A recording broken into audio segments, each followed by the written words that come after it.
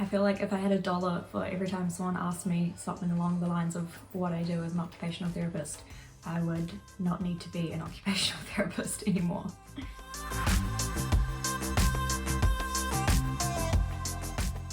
Hello and welcome to my channel. Today I'm going to be talking about the role of occupational therapy in mental health, aka what I do for a living. I hope that this video is helpful for anyone who might be thinking about studying occupational therapy or is currently studying occupational therapy and is not sure kind of what area they want to get into, or otherwise just anyone interested in the profession. Maybe you know someone who's an occupational therapist, particularly in mental health, and just want to know a bit more about what they do every day. Or maybe you're an OT yourself and are just, I don't know, curious. I wanted to make this video because in my experience there is a real lack of understanding and awareness as to the role of occupational therapy in general, let alone in mental health. And I guess I'm hoping this can be my small way of raising some awareness.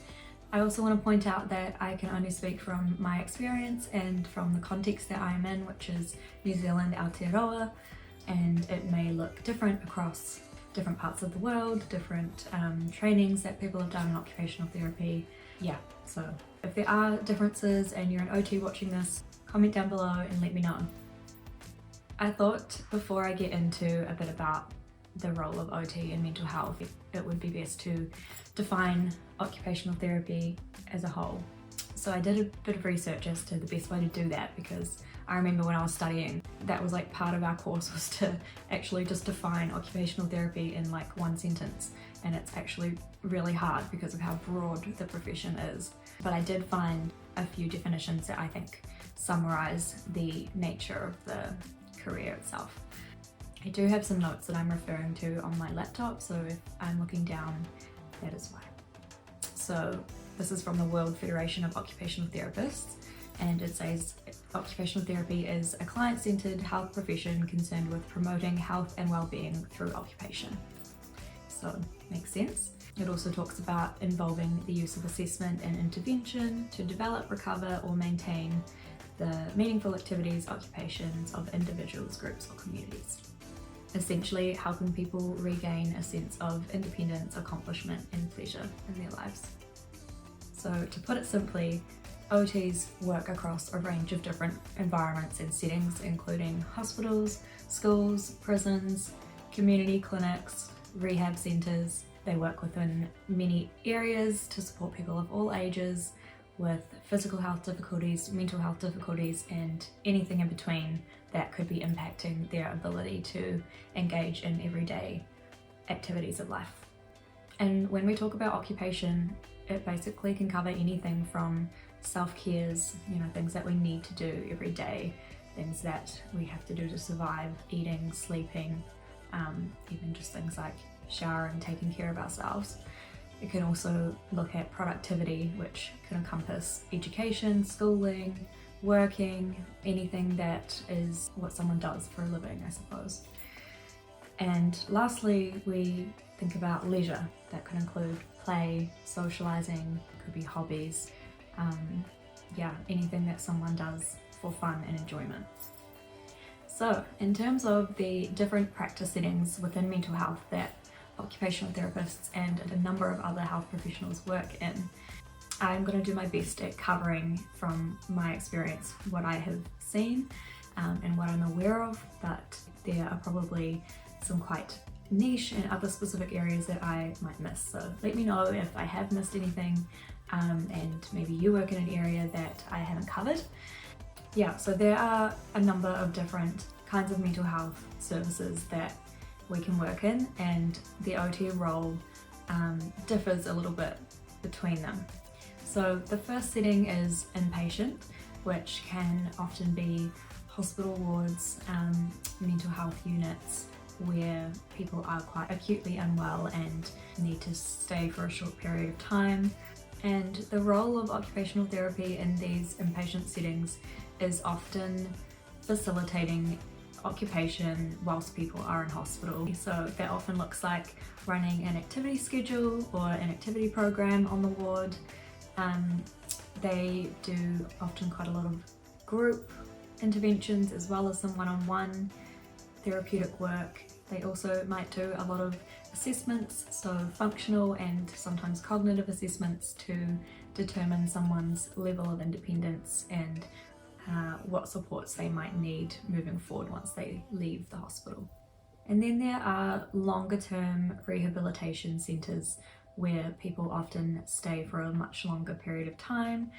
Sometimes they live in these kind of supported accommodation, and again the role of the OT is often to facilitate engagement in occupation, build skills, build independence, support people on their recovery journeys.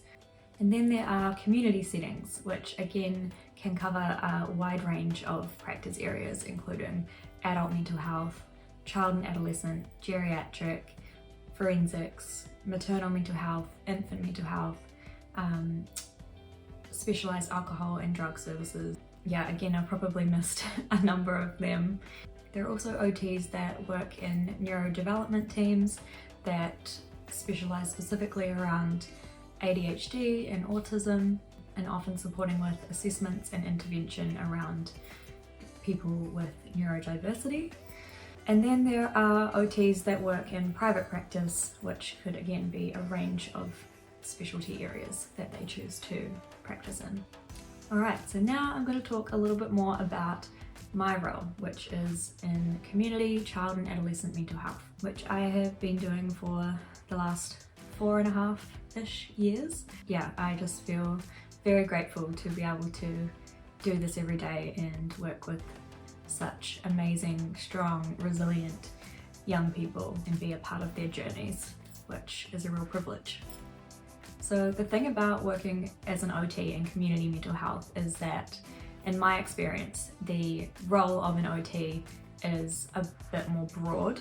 And by that I mean, in some ways I essentially do the same job as some of my colleagues in other professions, such as social work, psychology, nursing, to name a few. So I sometimes describe myself more as a mental health clinician that is trained in occupational therapy, just to make it a bit more clear when I'm talking to people about what I do. So for example, we all hold a caseload of clients and do individual therapy, sometimes family therapy, group therapy comes into that as well, but most often individual therapy with clients that we see usually weekly for a period of time. We obviously all have different training backgrounds and come from different approaches, have different kind of perspectives on how we work with people, and as an occupational therapist I am always thinking about how their current mental health difficulties are impacting their functioning and generally just ability to engage in everyday life and in the things that they both want and need to be doing. Another thing that I think is more so an occupational therapy lens when it comes to working with people with mental health is we are often thinking about how can I support someone to live their life despite some of these challenges that they're experiencing. And don't get me wrong, obviously it is sometimes more appropriate to address the challenges head on and work through those. But other times I am thinking more about how can this person live a meaningful and fulfilling life despite these challenges. I also just wanted to mention one of the things that occupational therapists are specifically trained in that often can be a really valuable input to mental health services is assessment and intervention around sensory processing or sensory modulation, which I'm not going to go into what that is. You can Google it if you want, but yeah, OTs often can bring a really unique set of skills from a sensory lens. I have found that sensory work can be really helpful, particularly with clients who struggle to engage in more of a talking therapy approach. It's also really powerful to use with people who have a trauma history, as well as a means of supporting with emotional regulation, anxiety, and particularly neurodiverse clients. So from my experience working as an occupational therapist in mental health settings where there are a number of other health professionals that you're working alongside, and often OT, occupational therapy, is more in the minority, not always but often, and I have found at times, depending on the service that you're in, we do tend to need to advocate for ourselves and the validity of our role more than other health professionals might. And I think this is just due to the lack of awareness and understanding around occupational therapy. I feel like there is a super common misconception or stereotype that occupational therapists only work in physical health and helping people to recover from injuries or accidents or get back into work, which obviously that is a part of occupational therapy that a lot of people choose to do. However, it is a lot broader than that, and there are a lot more avenues which you can go down. Interestingly, the profession of occupational therapy actually originates in mental health. So back in the 1700s, when people were being treated as prisoners and a danger to society and being locked up for being mentally unwell, there were a couple of French psychiatrists, I believe, who started favouring a more humane approach to mental illness and introducing what was called moral treatment and occupation as an approach to treating people with mental illness. Yeah, and from then on, occupational therapy began to develop more and more.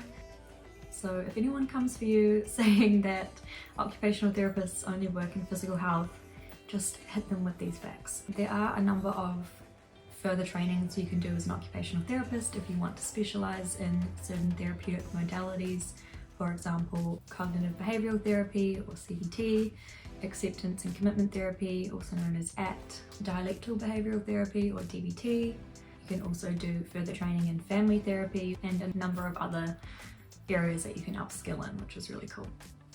If I was to try and sell occupational therapy to someone, one of the main things I would say is that because it's so broad and there's such a variety of areas that you can work in, your career can be so diverse.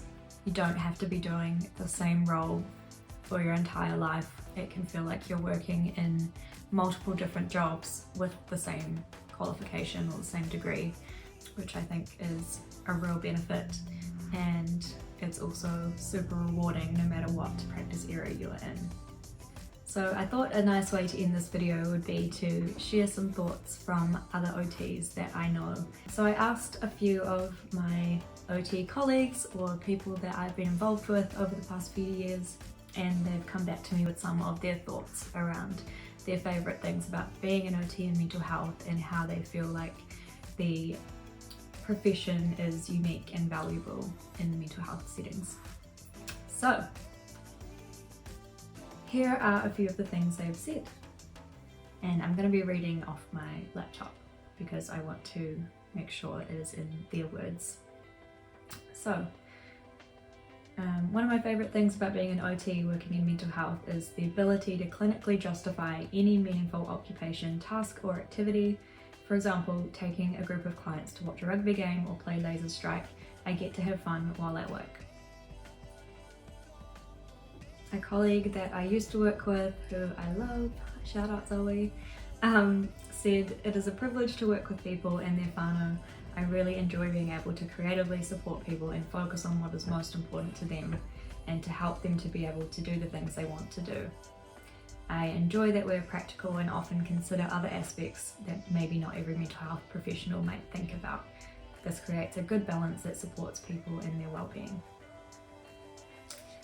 And lastly, I can't quite believe it, but I'm getting closer to the end of my working life. I say this for context, as during huge chunks of time that I've worked as an OT in the mental health field, at first in an enormous public psychiatric hospital on the outskirts of Melbourne and alongside people who'd literally been institutionalised for decades of their lives. A while later I worked in community mental health, which was still in its infancy then. Decades later I'm still working in community mental health and can now see so many ways that mental health services have changed for the better, as well as how much change is still needed. Being an OT has given me the most incredible experiences over time. I've tried out different roles, lots of individual work with people, group work, case management, working in amazing multidisciplinary teams, being a team leader, a researcher, and even a bit of consultancy. But I always find my way back to working directly with people. Occupational therapy roles in mental health have given me the chance to try out so many things with clients, things that often create confidence bit by bit, preciously unthought or unexpected possibilities, playfulness, joy, creativity, and so much more. The emphasis on learning by doing is so powerful and potent. So yeah, that is the video. If you have any further questions about occupational therapy or anything that I've talked about, let me know in the comments. Yeah, I hope that you've found this interesting and informative, and at the end of the day, I just hope to inspire anyone that is wanting to get into occupational therapy or just mental health in general. We always need more mental health workers. Sadly, mental health is never going away, and if anything, is probably getting more prevalent in our communities and in society. So yeah, you will never be out of a job, and it is super rewarding work, and obviously it can be challenging, but if you take care of yourself first, then you will get a lot out of it. Alright, thank you for watching. If you can, please like and subscribe, and yeah, I'll see you in the next video. Oh my god, the cat is shaking the camera. Jack.